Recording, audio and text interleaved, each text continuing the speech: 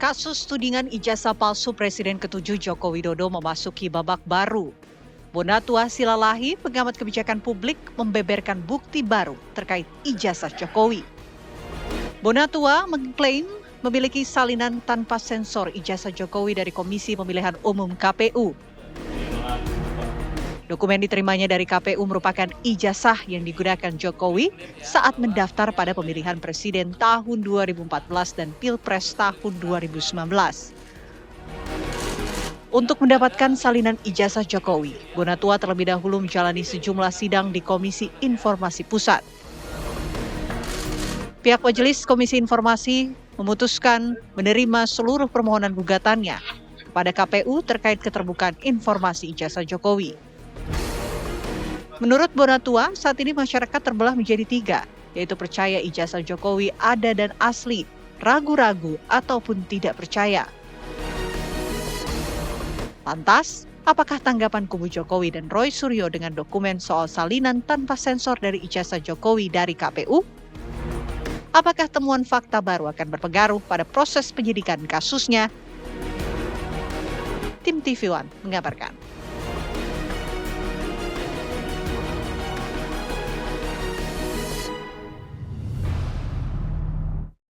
Ini dia barang yang dibicarakan banyak orang selembar kertas nih. Beberapa tahun terakhir, akhirnya salinan aslinya sudah diterima, begitu ya. Pertanyaan pentingnya ya. Betul, pertanyaan berikutnya, apakah ini akan berpengaruh terhadap kasus yang berjalan di Polda Metro Jaya? Oke, langsung saja lah kita bahas dengan narasumber yang sudah hadir di studio.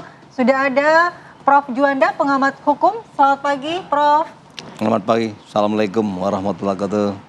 Oke. Kemudian ada juga Bang Refli Harun, kuasa hukum Roy Suryo CS. Selamat pagi, Bang Refli. Jangan Roy Suryo CS lah, Roy Suryo Rismon Tifa. Oke. RRT. Dan Ya, karena ada klaster 1 kan. Oke. Ya, ini klaster 2 khusus. Jadi jangan Roy Suryo CS lagi ya. Iya. Oke, kemudian ada juga Bang Rifai Kusumanegara, kuasa hukum Jokowi. Selamat pagi, Bang Pagi Rifai. semuanya. Untuk pertama saya mau tanya ke Bang Refli. Yep. Bang, setelah kemarin dipublikasikannya salinan ijazah ini dari Bang Bonatua Silalahi ini, apa kemudian dampaknya? Apakah menurut Anda ini menjawab sebagian keraguan publik atau justru memunculkan pertanyaan baru, Bang? Itu mengkonfirmasi bahwa apa yang diteliti oleh Roy Suryo itu sama dengan salinan yang diberikan oleh Jokowi ketika mau melamar sebagai calon presiden 2014 dan 2019. Jadi kemarin Bonatua menjadi ahli kita. Dan sebelum dia memberikan keterangan ahli, dia mengatakan bahwa dokumen yang dia dapatkan setelah dia menang di Komisi Informasi Pusat, itu identik dengan apa yang diupload oleh Dian Sandi. Dengan apa yang kemudian pernah di press conference-kan oleh Dirtipidum. Nah itulah salah dua ya, objek yang diteliti oleh Roy Suryo, Rismon Sianipar, dan Dr. T. Fauzia Tiasuma. Sehingga dengan demikian, kesimpulan yang mengatakan bahwa 99,9% ijazah itu palsu, confirm. Paling tidak dari sisi kami. Kan selama ini orang mengatakan, wah ini kan yang diteliti itu cuma fotokopi, yang diteliti cuma upload, mbok ya yang asli. Padahal yang aslinya Sontoloyo saya katakan, baru dikeluarkan pada tanggal 15 Desember. Itu pun klaim mereka asli, yang tidak boleh dipotret, tidak boleh disentuh 15 Desember 2025. Padahal saya mengatakan, kalau kita mengadakan penelitian, ya kita bergerak dari objek yang ada, bukan objek yang tidak ada. Objek yang hadir di depan kita bukan objek yang akan datang, kan begitu. Nah, objek yang hadir pada saat penelitian atau penilaian itu dilakukan, itu adalah 1, ijazah yang pernah ditampakkan oleh Dekan Fakultas Kehutanan Sigit Sunarta. 2, ijazah yang pernah diupload oleh Dian Sandi. 3, ijazah yang pernah di press conference-kan oleh Dirtipidum. 4, ijazah yang pernah ditampakkan dalam big screen ketika ada reuni teman-teman Jokowi. Kemudian 5, dibandingkan dengan ijazah-ijazah yang diberikan oleh KPUD dan KPU Pusat. Nah, ketika waktu itu 9 item ditutup masih. Tetapi itu tidak mengurangi penilaian untuk menyandingkan bahwa dokumen-dokumen itu sama, confirm. Nah, karena dokumen itu sama, maka kita mengatakan apa yang diteliti oleh Roy Suryo, Rismon Sianipar, dan Dr. Tifa itu adalah memang ijazah yang diklaim sebagai ijazah Jokowi dan itu 99,9% palsu. Nah ini diperkuat dengan Bonatua mengatakan bahwa dokumen yang dia dapatkan itu identik dengan apa yang sudah beredar selama ini. Salah satu indikatornya adalah ya foto yang berkacamata itu. Berarti artinya bagi begitu. Anda itu justru memperkuat ya Oh iya, memperkuat. tesis dari Iya, Roy Suryo memperkuat bahwa lainnya. apa yang dilakukan oleh Roy Suryo itu betul-betul terhadap salinan ijazah, terhadap upload ijazah yang memang diserahkan oleh Jokowi ketika mencalonkan diri sebagai presiden. Karena yang paling penting adalah ijazah itu digunakan untuk melamar jabatan publik. Oke. Kalau Anda bikin ijazah palsu tapi disimpan di bawah kasur nggak ada masalah. Oke. Tapi begitu untuk melamar jabatan publik, maka disitulah menjadi public domain yang terbuka kepada siapapun untuk menelitinya dan tanpa perlu izin. Itu Oke, putusan gimana? KIP. Jadi yang diteliti ternyata identik dan tadi sempat dikatakan juga bahwa yang memang yang diteliti yang ada aja dulu gitu. Sebelum akhirnya sudah dapatkan salinannya. Oke, pertama saya komentari dulu bahwa ijazah legalisir yang diterima Bonatua ini buat kami bukan sesuatu yang surprise ya. Karena itu semua sudah diambil oleh Bareskrim Polri di awal tahun kemarin, sudah diperiksa dan sudah dicocokkan. Ya. Begitu juga pada saat Bareskrim tutup, masuk ke Polda juga sudah mengambil itu semua. Cuma kan kembali lagi, bagi Bang Bonatua ini sesuatu yang menarik karena buat dia ini perjuangan ya. Itu kan persoalan KIP, persoalan lain ya. Tapi kalau buat kami, itu sesuatu yang sudah diperiksa oleh lapor bahkan. Justru ini mengkonfirmasi bahwa sebenarnya apa yang didapatkan oleh Bang Bonatua ini adalah bahwa selama ini Pak Jokowi saat mengikuti pilkada maupun pilpres, selalu memenuhi persyaratan dengan menyerahkan ijazah legalisir. Nah, semua publik juga tahu apa sih arti ijazah legalisir? Artinya ijazahnya juga selama ini selalu dikonfirmasi kebenarannya oleh pihak kampus sebagai penerbit. Dan ini berulang-ulang, 2012, 2015, 2020, jadi berulang-ulang ya, bukan sekali 2 kali dilegalisir. Artinya ijazah yang selama ini dipegang Pak Jokowi asli adanya dan sudah dibenarkan oleh UNAD, yaitu oleh UGM, yaitu dengan adanya cap legalisir dari pihak kampus. Dan legalisir itu kan juga diakui oleh pihak UGM. Jadi buat saya sih nggak ada persoalan. Nah, soal bahwa apakah ini menjadi benar atau tidak benar, kan kembali lagi semua juga tahu. Kalau mau meneliti jasa maka periksalah objek aslinya. Nggak mungkin dilihat dari digital apalagi fotokopi. Legalisir kan fotokopi. Kenapa? Untuk menguji dokumen itu kan melihat ketebalan kertas, jenis tinta. Semua orang tahu. Apakah bisa diuji dari fotokopi atau dari digital? Ya nggak mungkin lah, itu ke common sense. Nah bahwa sekarang masing-masing masih mau bertahan bahwa saya benar, silakan saja. Ya. Nanti kita lihat nanti di ujung apakah yang benar statement yang dinyatakan oleh Roy CS atau yang dilakukan oleh lapor atau lembaga-lembaga independen yang sudah menguji. Jadi kembali lagi kalau buat saya ini nggak ada persoalan ya. Bahkan sebenarnya confidence saja dengan penelitiannya gitu ya. Mau bilang 99 ke 99,9 bahkan dulu 1 miliar %, silakan aja. Nanti di sidang dipertanggungjawabkan. Walaupun kemarin juga sempat dipertanyakan ya tanggal legalisirnya dan segala macam. Ya, saya tambahkan ya. Itu boleh aja saya tambahkan diteliti, ya. didalami boleh saja. Karena itu kan pertanggungjawaban dari UGM. Ya, this is the question ya. Yang namanya dokumen itu kan 2 yang diteliti. Dokumen legalisir ya, yang sama kan, dan dokumen yang diupload yang berwarna oleh Dian Sandi. Pertanyaan kita adalah, sebagai seorang ahli telematika atau digital forensik seperti Roy Suryo dan Rismon Sianipar, dan ahli tentang bentuk anatomi muka dan lain sebagainya seperti Dr. Tifa, apakah dia bisa meneliti dari dokumen yang itu? Sangat bisa. Karena ada beberapa hal yang bisa diteliti dari dokumen fotokopi dan upload yang warnanya cukup memadai resolusinya. Sebagai contoh misalnya, untuk menentukan bahwa itu foto Jokowi atau tidak, dokumen Dian Sandi itu lebih dari cukup untuk mengetahui bahwa itu bukan foto Jokowi.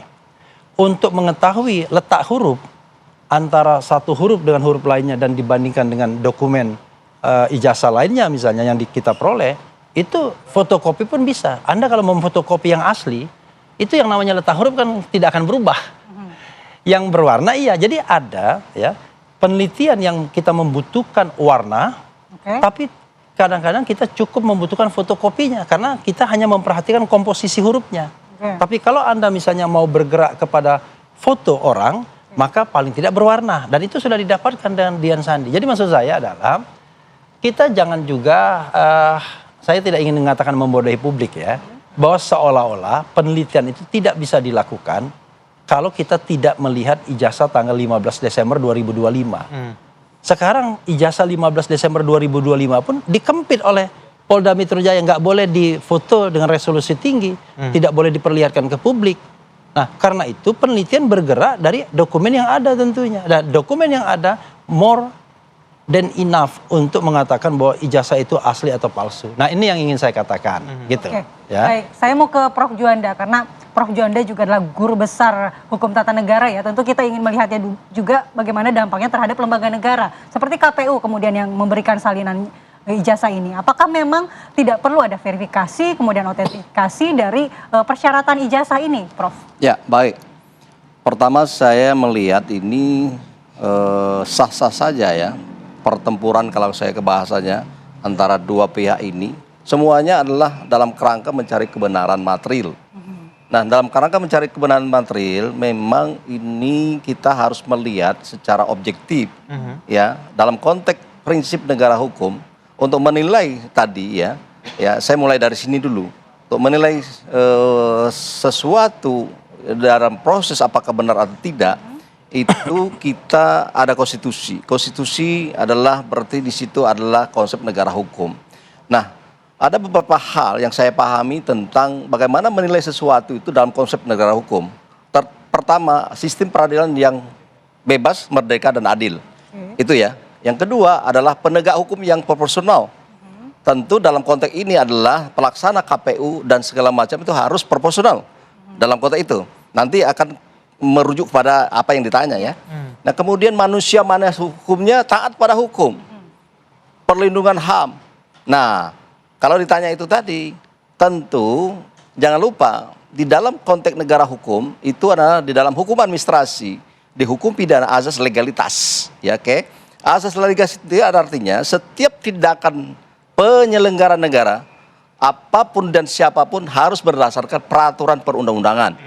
Nah, pertanyaan tadi, bagaimana verifikasi? Di dalam undang-undang pemilu, di dalam undang-undang pilkada, di dalam undang-undang pilpres, ya, ini udah bergerak jauh ini dari 4228 itu tentang pilpres presiden. Nah, berubah dengan undang-undang pemilu dan seterusnya termasuk pilkada itu dari undang-undang tentang 12 2008 ya sampai kepada yang terakhir 10 2016 di situ dijelaskan tentang verifikasi atau tidak. Ya. Ketika ada kata-kata verifikasi tidak dijalankan oleh penyelenggara pemilu, itu jelas keliru. Nah, dalam konteks keliru dalam yang bahasa ilmiah saya mengatakan sesuai dengan peraturan yang ada. Nah, itulah asas legalitas yang harus dipahami. Ketika itu tidak dilakukan, maka inilah yang mungkin ajang yang perlu dipahami ya. Pertempuran di pengadilan saya kira. Dan secara de facto ya ijazah itu tidak pernah diverifikasi secara langsung. Tidak pernah. Tidak pernah. Bang Rifai, Baik KPUD maupun KPU benar, nasional. tidak pernah Nggak pernah Kalau dibaca undang-undangnya secara cermat, jelas tidak ada perintah itu. Nah, kan dia kan ada berbeda pendapat. Nah, bukan terbuka undang-undangnya. Jadi lebih kurang ini. Undang-undang mana itu? Undang-undang pemilu. Pemilu tahun berapa? Yang berlaku, Pak. Jadi Berlaku.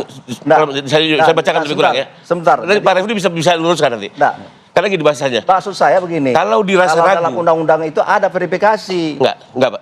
Boleh tante. Boleh baca undang-undang. Jadi lebih kurang gini. Kalau dirasa ragu. 2017. Baru si KPU melakukan verifikasi. Memang itu persoalannya. Undang-undangnya bilang seperti itu. Kalau dirasa ragu. Kalau memang mau dirubah ke depan jauh lebih bagus. Jadi lebih kurang memang ada kata-kata itu di pasal itu ya Bang Refli ya. Ini yang menjadi problem.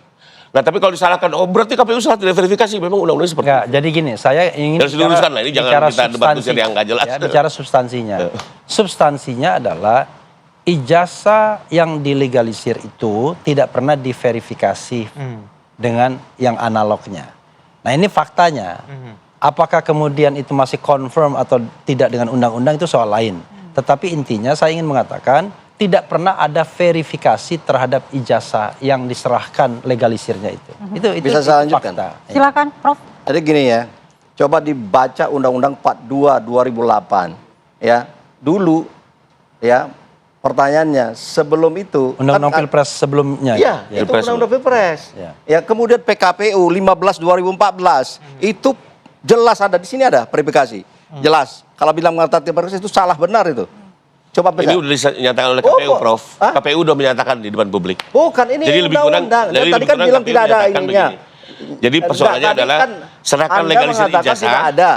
Ijazah itu legalisir keliru. ya. Ini publik loh. Nah ini legalisir gitu ya. Baca itu Kalau KPU PKPU merasa ragu, 15 2014. ya, baru Itu loh. diverifikasi. Saya Ini men- problemnya. Dibilang Bawa ke depan tidak ada undang-undang yang mau dirubah verifikasi, boleh. Itu Silakan aja. keliru itu. Masyarakat kita membodohi masyarakat. Itu saya agak sedikit ini ya. Ya. Baca PKPU 15 2014. Jelas ya di pasal 14, 15 sampai 20 itu soal verifikasi. Oke, nanti Jadi, kita akan tanggapi jangan ya. bilang tidak Sebenarnya verifikasi. verifikasi menurut dari pihaknya Bang Rifai, kemudian seperti Lo bukan saya ya. Kami sih Ya. itu urusannya KPU. Kami hanya peserta. Ya. Ya, tapi Menyerahkan. persepsi Anda tentang verifikasi itu Enggak, itu dijelaskan KPU di banyak TV kok. Oh, jangan begitu, Bos. Jadi ya. dan saya baca undang-undang ya Kalau waktu itu. dalam konteks Nah, saya baca membaca undang-undang ya waktu itu, memang begitu kalimatnya. Saya Coba nggak baca, berpihak, baca, saya nggak berpihak ya. PKPU 15 Karena ini undang-undang ya. 14. Bukan undang-undang, Itu dasar Prof. daripada Bukan PKPU PKPU, 2014. undang-undang. Baik, kita jeda terlebih dahulu ya. Iya, Kita undang-undang, sama-sama bukan baca PKPU. PKPU 2000. Tapi apapun itu, Tapi Pak Refli nggak verifikasi ngurusin deh. faktual pernah Tanya sama Pak Refli. dilakukan. Kita akan jeda terlebih dahulu, kita akan kembali usai jeda berikut. Tetap bersama kami. Kita lanjutkan dialog di Apa Kabar Indonesia Pagi dan kita nanti mau kasih kesempatan masing-masing buat berbicara ya. Jadi Ya. gantian aja. Ini Prof, gimana Prof? Mungkin ada perbedaan persepsi dan juga pengertian ya, terkait betul. dengan verifikasi dan juga autentikasi oleh KPU, Prof. Gimana? Jadi begini ya, saya luruskan. Memang kalau pilpres atau pilkada, pemilu kada itu beberapa perubahan undang-undang. Tapi kalau kita lihat 2014 menggunakan undang-undang apa? Ya, belum 2017 belum. Ya, tentu merujuk kepada undang-undang sebelumnya. Salah satunya adalah Undang-Undang 42 2008. Nah, di situ jelas dikatakan ada kata bab verifikasi tentang pasangan calon. Salah satu yang dilihat masalah dokumen, persyaratan, gitulah. Kalau antara verifikasi faktual dan autentikasi gimana, Prof? Ya, kalau faktual itu kan melihat, memverifikasi, membuktikan apakah benar atau tidak tentang hal-hal yang bersifat, yang berkaitan dengan fakta-fakta yang ada kan gitu. Nah, sementara ini sebenarnya sama semua. Soal verifikasi itu adalah beda dengan klarifikasi ya. Nah, klarifikasi memperjelas hal-hal yang masih ambigu. Kalau verifikasi dia sifatnya mencari kebenaran tentang data dan bukti yang sudah ada. Nah, apakah itu tidak ada aturan? Ada aturan. Nah, itu yang saya tadi agak sedikit mengklarifikasi dari Bang kita ini kan. Nah, jangan bilang tidak ada aturan. Baca, itu yang saya maksud gitu. Soal apakah itu diverifikasi atau tidak, nah itu kan bukan ranah saya. Mungkin Bung Rapli yang tahu kan, karena sering meneliti tadi atau segala macam kan, sudah berdebat. Tapi yang jelas itu ada aturan. Nah, kalau ada aturan menurut saya sebagai asas legalitas dipedomani gitu loh. Kenapa KPU tidak melakukan itu? Verifikasi soal wajib tidak wajib, yang penting ada aturan soal verifikasi itu. Nah, saya kira itu. Oke, Bang Rifai gimana? Ya tadi sudah diluruskan kan bahwa betul memang ada proses verifikasi, bahkan harus mendatangi kediaman dan segala macam. Tapi memang untuk dokumen sifatnya tidak wajib. Tadi kan Mas Heru dibacakan juga. Nah, tidak wajib. Tidak wajib ya. Tidak wajib. Nah, Kalau tapi tidak wajib dapat. saya setuju, tapi ada aturan itu. Ah, itu yang jelas. Bahkan sampai ke rumah. Nah, tapi dia bilang untuk dokumen tidak wajib. Nah, bicaranya dapat. Nah, dapat ini diartikan kalau ada keraguan bisa dia datangi kampusnya untuk langsung cek ijazah itu. Dan ini sebenarnya juga saya sih setuju aja ke depan jauh ini diperbaiki ya. Sifatnya harus wajib, jadi bukan option. Biar jadi perdebatan. Saya setuju lah bahwa hukumnya harus terus diperbaiki, mengantisipasi persoalan-persoalan yang mungkin muncul. Nah, cuma mungkin ada satu hal di sini yang menarik adalah bahwa ya sebenarnya kan kalau dari Pak Jokowi clean, semua ijazah persyaratan sudah diberikan, ada legalisirnya gitu ya. Dia ikuti semua tahapan-tahapan dan biasanya ini fakta juga. Kalau memang ijazah beliau tuh dari dulu sudah diragukan, ini kan beliau ikut pilkada Solo 2 kali, Jakarta, itu sudah pasti biasanya diserang oleh oleh lawan. Kita lihat banyak putusan MK menggugurkan bupati, gubernur gara-gara ijazahnya palsu. Banyak sekali itu putusannya, bisa di-googling. Jadi itu salah satu yang sudah akan pasti disorot oleh pihak lawan kontestasinya. Itu pastilah. Semua tim ses akan mencari kelemahan lawan dan salah satu yang diincar adalah ijazah. Mungkin juga karena itu KPU tidak begitu aktif verifikasi karena ada mekanisme lain dan selama ini juga banyak calon-calon gugur gara-gara ijazah. Nah, untuk Pak Jokowi kan belum pernah sama sekali. Bahkan kalau kita lihat yang awal, Pilkada Solo awal nih ya, Pak Jokowi belum siapa-siapa. Mohon maaf nih, dari pengusaha mebel masuk ke politik 2012. Beliau lawannya tuh kalau nggak salah bahkan dosen UGM. Dan sudah tercatat beliau adalah alumni UGM. Kalau betul dia bukan alumni, ya sudah gugur di 2012. Ya. Belum kenal sama siapa loh. Belum kenal Kapolri, belum kenal Panglima.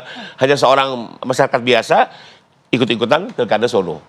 Jadi belum ada network atau apapun. Jadi sudah harusnya kalah saat itu. Itu aja mungkin. Oke Bang, tapi kalau kita kembali dengan dipublikasikannya salinan ijazah dari KPU ini akan ada efek domino mungkin ada akan langkah-langkah hukum selanjutnya bukan hanya dari pihak Roy Suryo dan kawan-kawan tetapi juga dari pihak lain. Bagaimana Anda menyikapinya? Ya nggak apa-apa lah. Intinya kan gini, bagaimanapun juga kan Pak Roy dan kawan-kawan lah ya kalau saya.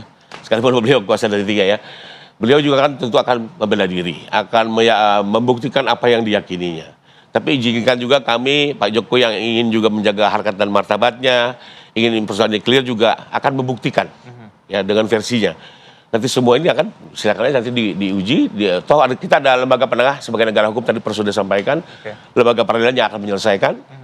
Melihat dari 2 versi Ini mana saya yang lebih kapan yakin. ditanya lagi nih? Ini Ini baru 1 kali ditanya, ini sudah 3 kali 4 kali, ini 3 kali 4 kali. Kan nggak adil kok TV One. Menarik, tadi kan Anda katakan nih, walaupun salinan ijazah sudah Nah, diterima, gitu dong. Nah, tapi kan ada Jangan kayak ada kecenderungan begitu. Bukan. Kita kan membaca jadinya. kita meluruskan Itu. tadi kan Ya, ada oke. ketegangan sebelumnya. Jadi setelah salinan sudah diterima kan tadi Anda bilang ada sedikit perbedaan nih. Ya. Apa saja yang perbedaan Anda temukan itu? Jadi gini, yang paling nyata adalah dari dokumen yang diperoleh Bonatua itu, berdasarkan catatan Roy Suryo, itu tidak ada tanggal legalisasinya. Karena itu tidak lazim. Biasanya Anda kalau melakukan legalisasi itu harus ada tanggalnya. Tanggal berapa itu legalisasi. Itu satu. Yang kedua, ya saya ingin mengatakan, beliau berdua ini kan bicara 2 rezim undang-undang sesungguhnya. Rezim Undang-Undang 42 2008, yang digunakan untuk Pilpres 2014 bisa jadi menurut beliau wajib itu verifikasi. Bukan kata wajib. Oke. Ada aturan Ada aturan verifikasinya, Itu yang kan? saya ini tadi. Nah kemudian dia menggunakan Undang-Undang 7 2017 untuk Pilpres 2019. Yang pertama. Jadi ada 2014, jadi 2 rezim yang berbeda. Nah 2 rezim yang berbeda ini kita harus lihat lagi. Apakah ada sebenarnya kewajiban untuk melakukan verifikasi faktual. Tetapi apapun itu, saya ingin mengatakan tidak pernah baik 2014 maupun 2019 dokumen legalisir itu diverifikasi secara faktual. Nah ini faktanya. Jadi saya tidak bicara aturannya, saya bicara faktanya karena yang kita bicarakan adalah selembar dokumen yang diserahkan kepada KPU nasional untuk Pilpres dan tidak verified, tidak Berarti pernah ada kesalahan diverifikasi. dari pihak KPU-nya dong. Ya, saya tidak tahu mau kesalahan atau tidak, tapi yang jelas yang namanya post factum kan terjadi. Saya kasih contoh lagi. Waktu saya jadi kuasa hukum di MK, kita tidak mempermasalahkan ijazah Gibran. Why? Karena informasi tersebut belum sampai ke kita. Tapi belakangan, berdasarkan penelitian yang juga dilakukan oleh Roy Suryo dan banyak orang lainnya, termasuk juga Risman Sianipar, maka confirm yang namanya Gibran Rakabuming Raka tidak memiliki ijazah SMA. Tidak pernah dia menyelesaikan SMA. Nah ini baru diketahui hari ini. Kalau diketahui tahun 2024 ketika sengketa Pilpres kemarin, tentu kita akan bawa ini. Karena ini adalah bagian dari persyaratan. Jadi kalau kita mengatakan misalnya ada bupati dan kemudian calon gubernur di Sumatera Utara, dia mengaku bahwa dia doktor. Begitu dipermasalahkan setelah dia jadi bupati, akhirnya copot. Nggak bisa lagi nyalon gubernur Sumatera Utara karena menggunakan ijazah palsu. Jadi maksud saya adalah it doesn't mean bahwa kalau kita sudah diterima prosesnya 5 atau 10 tahun yang lalu, kita tidak bisa persoalkan lagi sekarang. Kita tidak persoalkan jabatan presidennya. Jabatan presidennya sudah selesai. Tapi kita permasalahkan soal integritas bangsa ini. Baik integritas Pak Jokowi sebagai seorang negarawan harusnya, dan integritas penyelenggara pemilu seperti KPU. Karena kenapa? KPU tahun 2024 kemarin bikin aturan, kalau dia tamatan luar negeri tidak perlu menyertakan ijazah untuk SMA-nya, bayangkan. Dan itu jelas-jelas mengentertain Gibran yang tidak punya ijazah SMA. Maksud saya begini, udahlah kita jelas lah ya. Kalau kita bicara independensi penyelenggara pemilu, independensi KPK, independensi penyidik, itulah problem bangsa kita untuk menegakkan rule of law atau negara hukum. Itulah. Kalau tidak ada masalah itu, kita nggak akan pernah berdebat. Tidak ada orang yang kritis, tidak ada aktivis yang kemudian menggugat negara terus-menerus. Begitu. Oke, Bang, kembali lagi kalau udah dipublikasikan kemarin salinan ijazah dari KPU, apakah kemudian Anda akan melakukan langkah hukum lanjutan? Karena tadi kan katanya 99,9% identik, itu memperkuat dengan adanya salinan ini dipublikasikan justru memperkuat. Apakah ada langkah hukum selanjutnya? Jadi ada langkah hukum yang kami pertimbangkan adalah untuk menyurati kembali Irwasum, ya, Inspektur Pengawasan Umum di Mabes Polri. Kenapa? Karena sesungguhnya proses di Bareskrim itu belum dianggap selesai, walaupun sudah ada yang namanya press conference untuk penghentian penyelidikan. Nggak lazim tuh penyelidikan dihentikan, penyidikan iya. Karena penyelidikan itu ya kapanpun, anytime Anda bisa melakukan penyelidikan asal ada data, ada alat bukti baru, ya, ada barang bukti yang baru. Nah, kita melihat misalnya terlalu banyak bukti-bukti yang mengarah kepada ketidakbenaran ijazah Jokowi ini.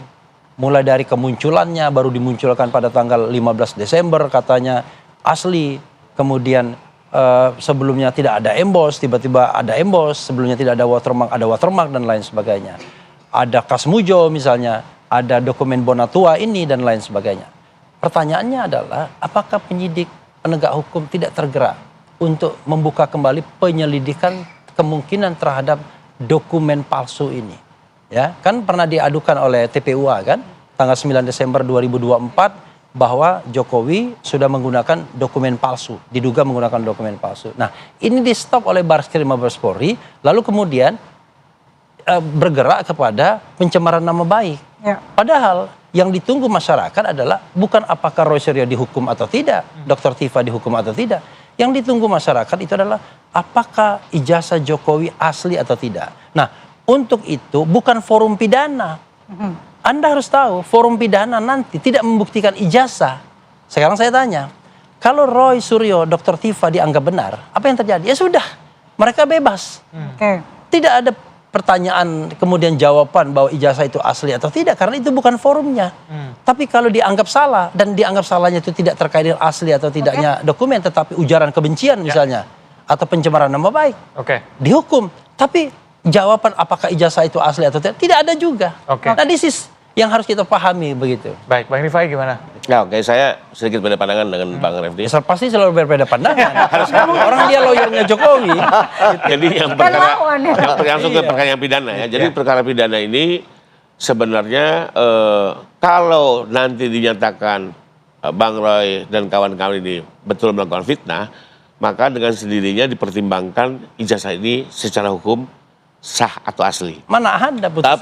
Tapi kalau ternyata dia dibebaskan, berarti dianggap ijazah ini palsu atau bermasalah. Ini kan dua sisi. Karena kan ini dulu adalah ngerti amar putusan ijazah palsu gitu. Atau tidak. Betul dia tidak menjadi amar. Makanya sekarang pertanyaannya pasti adalah yang diambil oleh pengadilan itu amar putusannya atau apanya? Pasti akan dipertimbangkan bahwa seseorang mau melakukan fitnah, manakala yang disampaikannya tidak benar. Kalau dia bilang tidak benar berarti apa? Ijazahnya dia bilang kan ini palsu. Ternyata asli, maka dia terbukti fitnah. Tapi kalau ternyata dia bilang palsu dan betul palsu, tidak ada dia bebas. amar putusan yang akan inilah putusan asli ini. tidak. Nanti kalau misalnya Pak Roy ini bebas, dinyatakan ijazah ini palsu atau bermasalah, inilah bisa menjadi apa? Novum untuk membuka yang di Bareskrim. Saya objektif aja ini ya. Tapi kalau ternyata dinyatakan bersalah, maka tidak bisa membuka di Bareskrim. Karena gini, kasih kesempatan lagi. Penelitian itu, penyelidikan itu bisa dibuka kembali. Bisa, ini belum final. Sepanjang ada novum. Sampai hari ini belum ada novum baru. Bukti baru. Yang kita tunggu dari putusan. Singkat saja, waktunya udah habis. Bukti salinan kemarin akan dijadikan. Saya baru, tidak ada lagi nih. Waktunya habis. Harusnya sedikit saya Ya tetap klarifikasi. dong, pasti kita akan ajukan sebagai bukti baru. Ya, ketidakaslian. Cuma sekali lagi saya katakan, tidak akan ada amar putusan yang mengatakan itu asli atau tidak asli dalam forum pidana. Harusnya forum pengadilan tata usaha negara atau forum perdata. Waktunya sudah habis, terima kasih. Saya mau klarifikasi aja bahwa rejim Undang-Undang 42 2008 sama ada verifikasi situ aja. Baik, kita sama-sama cek nanti ya. Terima kasih Bapak-bapak sudah hadir bersama kami pagi ini. Sehat selalu ya.